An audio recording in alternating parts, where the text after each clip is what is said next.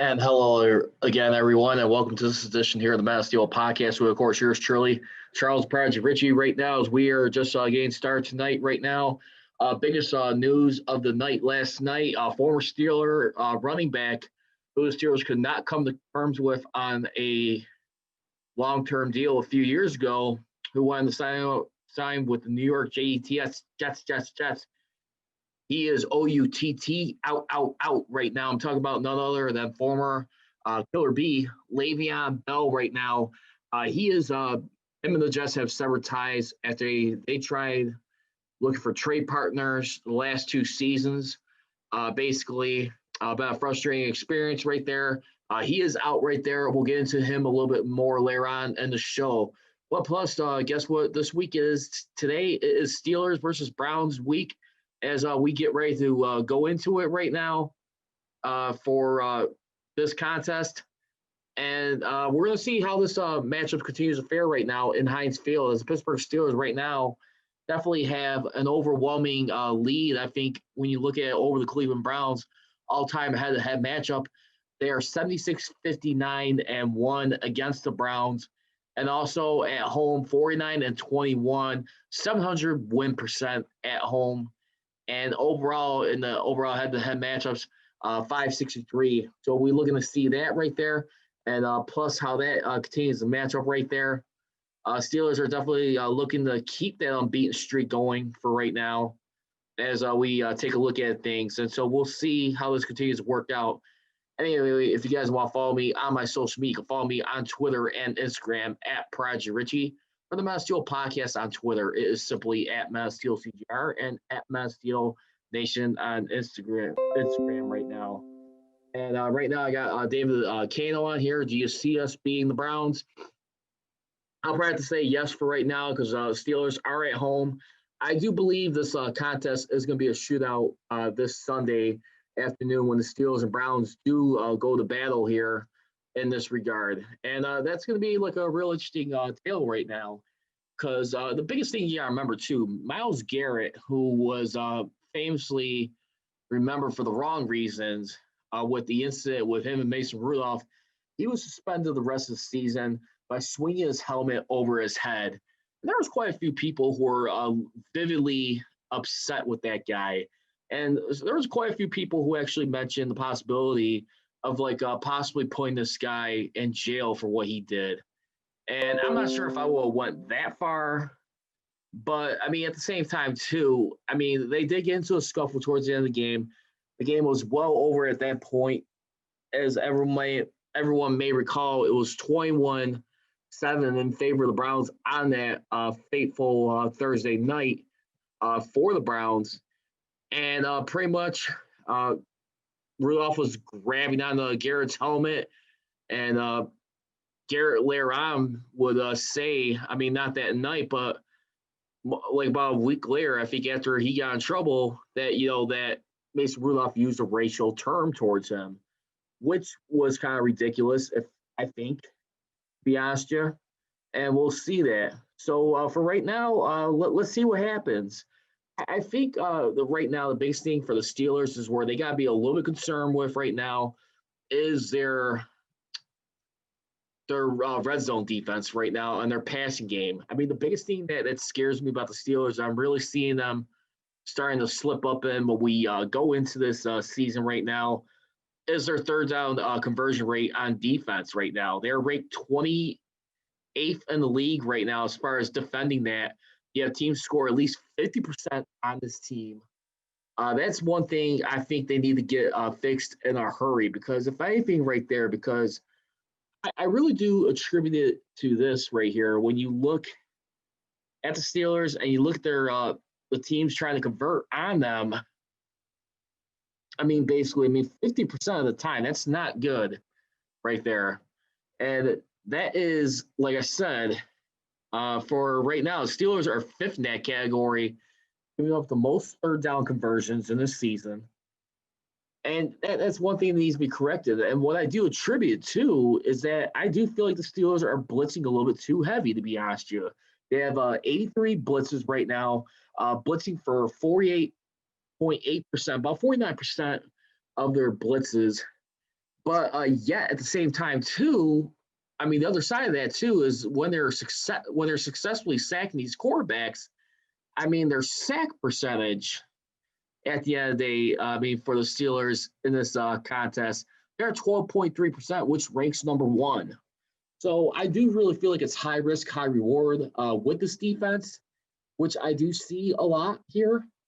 But at the same time, too, I do feel like right now, even Bob Lavarello was saying in the locker room with Tunch and Wolf, basically that's one thing you got to be careful with this team is the fact that okay, what ends up happening over here is that for the time being is that they need to they're mixing way too many packages where they're actually sending secondary guys on the quarterback, and I just think you need to do a better job mixing it up.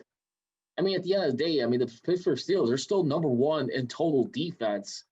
I mean, which is still good right there. I mean, and as a result too, I mean their points defense is second, and I think that's second right now, only behind the Baltimore Ravens right now in team defense. I mean, the Steelers have only given up 87 points through 4 games, while the Ravens have given up 76 points through 5 games. So that's something to be said right there, too. And I really got to believe that's one thing they need to be very wary of, because when you look at the opposite side of the coin, I mean, with the Steelers versus Browns matchup, too, don't forget. The Browns right now for their credit on their defense is that they're number one in takeaways with 12 already through 5 games. While the Steelers got 7, they are 11th in that category. I'm getting a little bit concerned right now as the takeaways starting to slip just a bit for right now. I think they need to pick that up right there. A lot of people will definitely want to attribute it to, well, teams aren't throwing as much as they are to Mika Fitzpatrick. I mean, that seems to be one of the fingers that people want to point to. But I would have to kind of somewhat disagree in that regard when we take a look at it and when we dissect everything here. Because I really do feel, for the time being, is that the Steelers, they do need to find ways to get more creative. And, that's true, Dave. Just worried about the DBs. But like I said, I do think at some point, Mika, he's going to have to play a little bit of strong safety as well. I know he was a little adamant when being broached about that topic in the offseason. I do feel that you have to be multiversed at the end of the day. And I think Mika Fitzpatrick, he is more capable of doing that. I think he's still got plenty of time to adjust.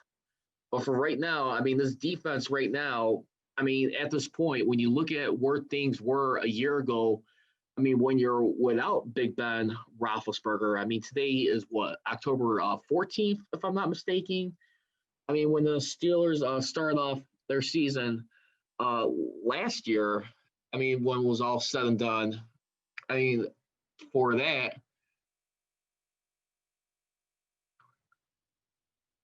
when we take a look at it, for that point, they went to 2-4 at that point, going up against going up against the LA Chargers. At that point, they won a game on that night, and that's what I'm taking away at it right now. When we take a look at it, and that was on October 13th. Yesterday was an anniversary, basically, where they beat them on that Sunday night game. They kind of keep themselves afloat and not to let things spiral and get out of control. For that season, you saw them right there. Just slowly get back into the groove of things. And it was a real interesting turn of events at that point. But, let's be honest. What kind of messages are going to be sending? This Browns team is definitely really good right now. This is not someone you want to be blowing away. And just show you how good the Browns are doing right now. Let's take a look at the NFL Power Rankings. I know we just did that last week with Brian DiArdo, but right now, according to NFL.com, you got the Browns right now who started off basically at the beginning of week 1. The Browns were I mean, at this point, 19th, and they have jumped their way all the way up to ninth. They are ninth in the power rankings. So you jumped up 10 spots so far versus the Steelers right there who started off 12th and find their way right now into the number 4 seed. So they jumped up 8 spots. I mean, that's pretty darn impressive right there, if you ask me. I mean, especially for the Browns right there. I mean, who did start off the season on good footing. I mean, lose to the Ravens of Baltimore, but look at what they did after that. They handled their business against the Cincinnati Bengals on a Thursday night game. Then they went on to beat, I want to say it was the Washington football team, then the Dallas Cowboys, and last but not least, just recently, just being Indianapolis Colts, which I think was a legitimate Colts team who also had a good defense in their own right. I mean, for the Browns to jump up ninth right now, I mean, in these power rankings through 5 games, I mean, that's saying a lot so far. Obviously, you want to see the finished product, but a lot of people will go on to remind, if we've been aware, is that they have not been 4-1 since 1994. And that's where I really feel like right now, where the Browns, I mean, at the end of the day, they're trying to gain some more momentum. I mean, both teams will be looking for the first divisional win of the season. I mean, the Browns are 0-1 in that opportunity in that category in the AFC North. Steelers will get their first crack at the AFC North beginning this Sunday at Heinz Field as we look at it. Again, if you guys want to follow me on social media, you can definitely follow me on Twitter and Instagram at Prodigy Richey. For the Man of Steel podcast on Twitter, it is at Man of Steel CGR and at Man of Steel Nation on Instagram. As we're going to go a little bit more further into this show right now. And one of the biggest things, too, right now, as reported by Missy Matthews, Stefan Wisniewski right now, who has a chest injury. Remember, he still remains on the reserve and injured list. The team has 21 days to activate Wisniewski to the 53-man roster. If he is not activated during that period, he cannot return to the active roster for the rest of the season. And I remember, I think, if I'm not mistaken, Wisniewski, I'm not sure what game it was, but I think he got hurt following the Monday night opener against the Giants, I want to say. Because I think it was like week 2. So he got placed on IR in week 2, basically at that point in time.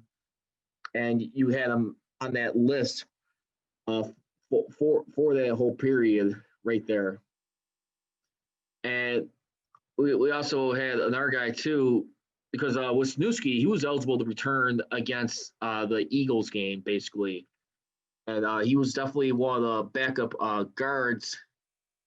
Let's see. I think he was a backup left guard to Matt Filer. But remember, he had to slide in the right tackle for Zach Banner. So, like I said, as Miss Matthews was saying right there, that they have 21 days to activate him. Remember, when you're placed on IR, you have about until after 3 weeks when you are placed. This man, he got placed on IR back on September 18th. I mean, for that time. So right now, she's saying that they got about 21 more days to try and activate this guy. And then, like I said, also, too, some noteworthy news. Chase Claypool, his 4-touchdown performance versus the Eagles earns him AFC Offensive Player of the Week honors right now. I mean, this guy is starting to be – you're hearing this guy's name pop up a lot more and really starting to be a lot more of a hot commodity, I mean, for this team right now. Seems to be like a new favorite weapon for Ben Roethlisberger at this point.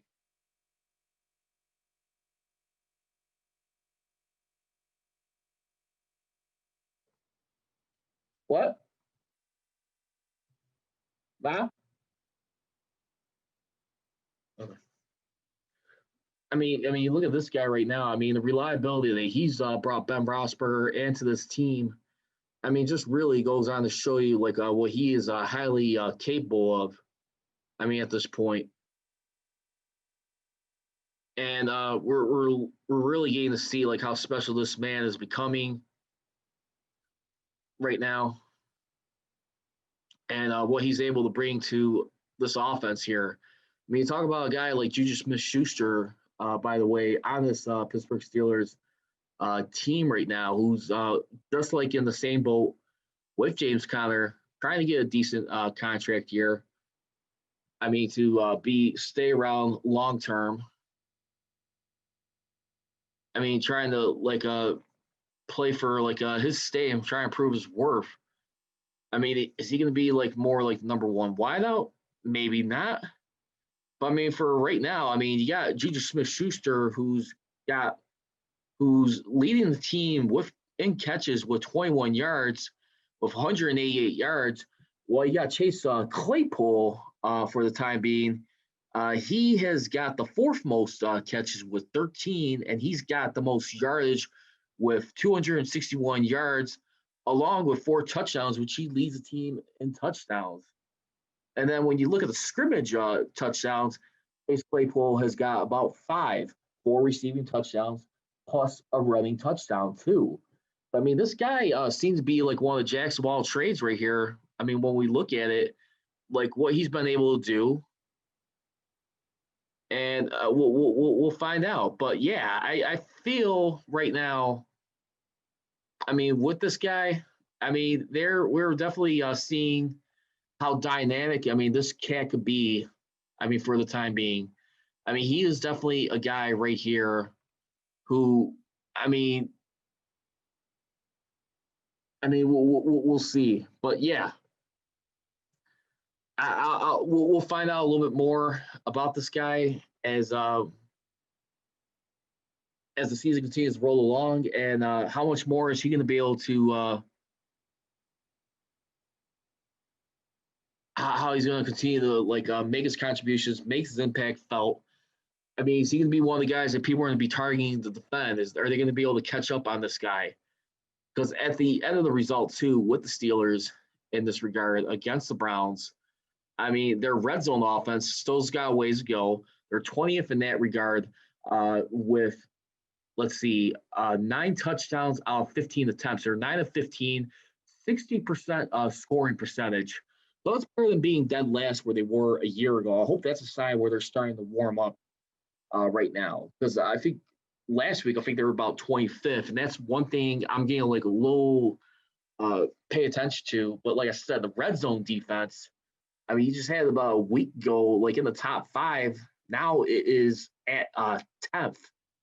And that's not really too much something to be bragging about. But like I said, I mean, this defense, a lot of people feels like this is going to be a Super Bowl capable defense.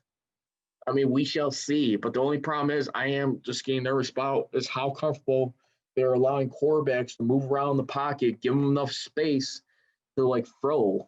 I just feel like they're sending just a little bit too much pressure on these guys when we take a look at it. Us too, as I'll point out by Missy Matthews. Here's a good, interesting stat right here. Since the alliance of the division back in 2002, there's only been 3 times where teams have started off where you had 3 or more teams start off with at least 4 victories.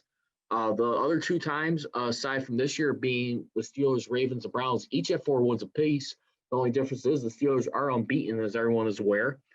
You had in 2002 with the Raiders, who went on to the Super Bowl that year, Super Bowl 37.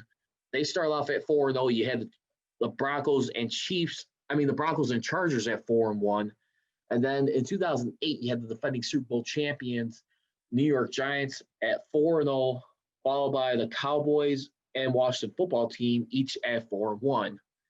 So I would expect to see maybe like a 3-team representative in the AFC North representing in the playoffs somehow. The only thing is, too, I mean, this may be a chance right now. I mean, the Browns get their act together. They could probably finally snag that division, but they have to improve their divisional wins. Ravens so far got a big jump on that at 2-0. I mean, these are going to be the dagger points right here. So I wanted to see the Steelers continue to keep that pace as it goes in, because for right now, I want to see, make a statement of everything you could possibly do for right now, because this is definitely going to be an interesting time right here. I mean, when we look at it, and for the Steelers trying to just get back in Super Bowl contention right now. I mean, when you also look at it too, I mean, for the AFC North division tiebreakers too. I mean, what usually comes back after having the best win-loss percentage in the division is records in common games. Right now, you have the Steelers versus the Ravens in that scenario here. Let's take a look at in that regard. You got the Steelers and Browns so far. What we got as far as in common games, the Steelers are 3-0, while you got the Browns at 4-1, and then you got the Browns at 1-1. Excuse me, so I take that back. Not 0-1, they're 1-1, being the Bengals. So excuse me, my slip up on that. So there we got a division win so far. So the Steelers will be looking to get their first crack at that. But then you also look at what comes after that category. Your best record in the conference. Steelers are 2-0, Browns are 2-1, and then you got your strength of victory and strength of schedule. We'll get into that a little bit later on. But yeah, I mean, those are the things right now. And I want to say for the time being, when we look at it, I mean, at the end of the day, for any of these clubs right here, I mean, going into it, it's definitely going to be an interesting scenario here when we really look at things and how things will continue to play itself out. Because right now, Steelers got a strength of victory of 250 to the Browns 375. So we got time to work that out. And back to Le'Veon Bell right now, as James Brown announced during the game during NFL on CBS break. Le'Veon Bell and the Jets agreed to part ways. Him and his agent were looking to try and work something out, look for like a trade. The Jets did try to trade Bell for weeks, even going back to last season. There were no takers. He's a free agent currently right now. As noted by Spotrac, Le'Veon Bell's release leaves behind $15 million of dead cap in 2020 and another $4 million in 2021. Bell earned $28 million in about 18 games played for the Jets.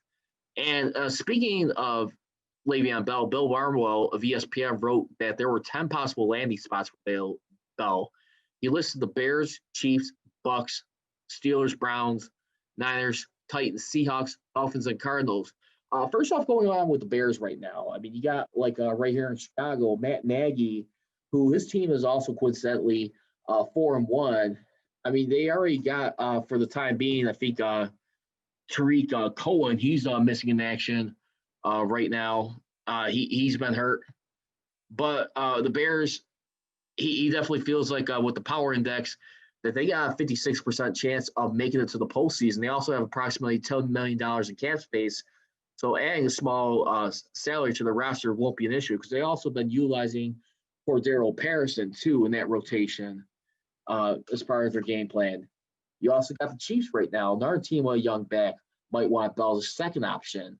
I mean, rookie first-round pick Clyde Edwards-Helaire has had impressive moments during his first 5 weeks, but he has struggled in the red zone, failing to score once on 7 touches inside the 5-yard line.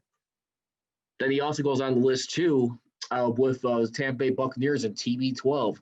Brady's always had that player in New England and a role that was ultimately filled by Kevin Falk, Shane Vereen, and most recently James White. He definitely feels like it's hard to imagine the Buccaneers signing another back, but strictly as a pass protector receiver, Bell will give the Bucs something they don't have. Also, too, right now, return to Pittsburgh. This is where his thoughts are with the Steelers. He definitely feels like it'll be an upgrade on Samuels and a viable back and effective Pittsburgh offensive line, but they're not sure he would get the sort of touches he would want in his bid to set himself up for free agency in 2021. And also just continues to remind folks, too, that things did not end well in Pittsburgh when he was last there. Familiarity does mean something, but he definitely believes that Bell will fit in better elsewhere. He also goes on to mention the Cleveland Browns right now, who's also right now, I mean, with Bill Callahan, line has been clearing holes from Kareem Hunt and Nick Chubb, but Chubb is out indefinitely with a sprained MCL. Bell is much more similar to Hunt than he is to the former Georgia star, but Bell was an effective runner between the tackles in Pittsburgh, and there's nothing wrong with having two backs who can catch the ball. Also, he points out the 49ers, too, that get particularly creative with Bell and use him less like a pure running back and more like the sort of hybrid back Gase tended to suggest Bell might become in New York. Shanahan loves nothing more than having offensive weapons who are threats, are both runners and receivers with the ball in their hands. Bell will be another one of those pieces. Then also, too, they also point out that the Titans right now would take some of the workload off of Henry. I mean, they feel like he's being overworked a little bit. Jeremy Nichols is currently in that role for Ryan Tannehill and company. Then you also got with the Seahawks, Travis Homer took more than 40% of the offensive snaps during Sunday night's thrilling victory over the Vikings. The Seahawks have both Homer and fourth-round pick DJ Dallas as possible options. Bell will be the best receiving back on the Seattle roster if he signed there. Then you also got Myles Gaskin's versatility, plus he ranks 9th in success rate, but a lack of explosiveness has left him average in both rushing and receiving for the Dolphins. And he's not sure if the Dolphins are ready to give up on their star or either of their offseason additions. But Bell will be a nice upgrade. And last but not least, is the Cardinals with the combination of Drake and Edmonds. But remember that they traded for Drake a year ago while they had Edmonds and David Johnson on their roster. Both Edmonds and Johnson were injured at the time, so while it would likely take an injury to at least one Cardinals back to get back on the roster, Coach Cliff Kingsbury could find the role for Bell if that happens. And there you have it right there. I mean, for Le'Veon Bell, we'll see how that continues to work itself out. But let's go ahead and get ready to get into fair or foul topics right now. Fair or foul topic number one. The Steelers will find a way to reunite with Le'Veon Bell, bring him back in Pittsburgh. I'm not really anything out at this point. I think just the biggest thing that we have to clear hurdles on for right now, we have to see if any beef will be able to be squashed right there. Because remember, I mean, it ended on a bad note. I mean, in the sense, I mean, it kind of looked like he was dissing off his teammates, but at the same time, too, I mean, this is a guy who was in his own right to not sign the franchise tag. But I mean, for 2 straight years, I mean, you're not practicing with your teammates, pretty much because of a business move. You want to get yourself more of a guaranteed contract. And not only that, too, I just feel like some of the Twitter trolling he was doing, I mean, even like during the opening tie against the Browns 2 years ago, after week 1, I mean, puts a magnifying glass on there. I mean, just stuff like that you just don't do. Then you just start teasing like, you know what? It looks like they may need me. Should I come back? But he's pondering, and you have your agent looking into like other clauses in the CBA where he won't be affected to like lose a shot becoming an unrestricted free agent just for sitting out. I mean, it was just a lot of things that just rubbed the wrong way. But like I said, I'm willing to see. I mean, remember, they were one of the teams who tried trading for him last year. Nothing came to fruition, as it was reported. So I'm going to go fair on that one, but we'll wait and see. Steelers were in their first loss of the season. I'm going to say fair on that one, but I'm going to still give the Steelers the edge. I mean, anything's possible at this point. I just really feel like right now, I mean, the Steelers, they cannot allow Mayfield to get too comfortable. Remember, this guy's playing with some rib injuries.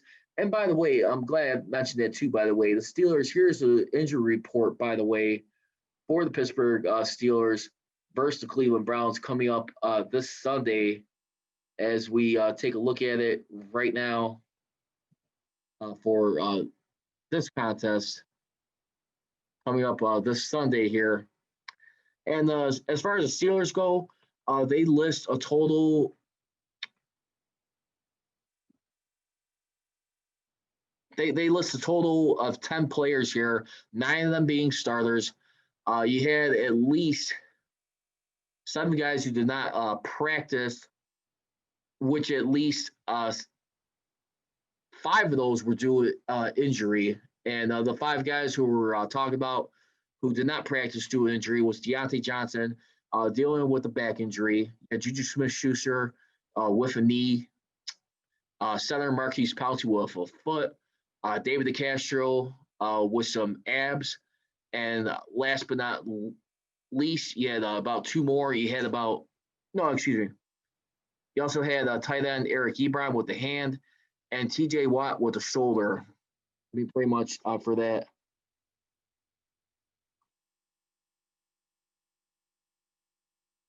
So about 6 guys, excuse me. So 6 guys who had injuries. Yeah, and you had about like 2 of them here that were not injury related, which were Ben Brosberger and Stefan Tuitt.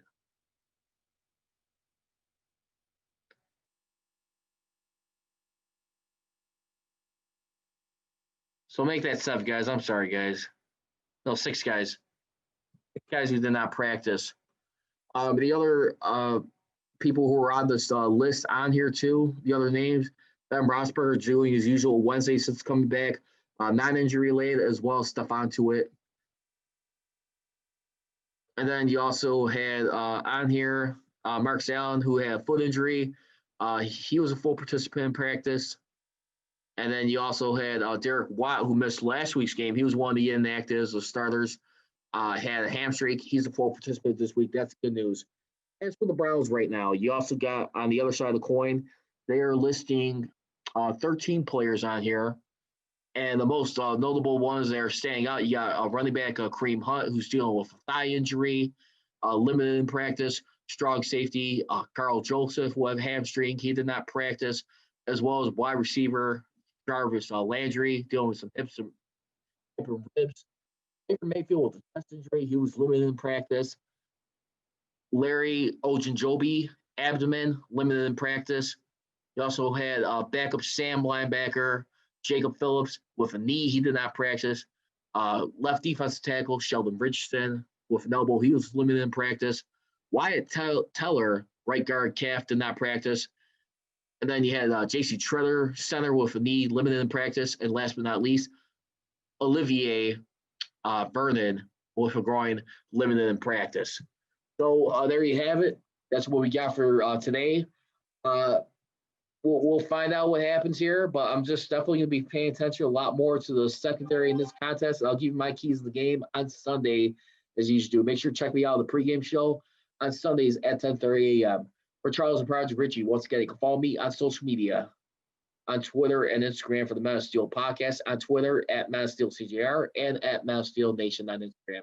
As always, leave it. Don't be trolling, be rolling. Here we go, Steelers. Here we go. I got him.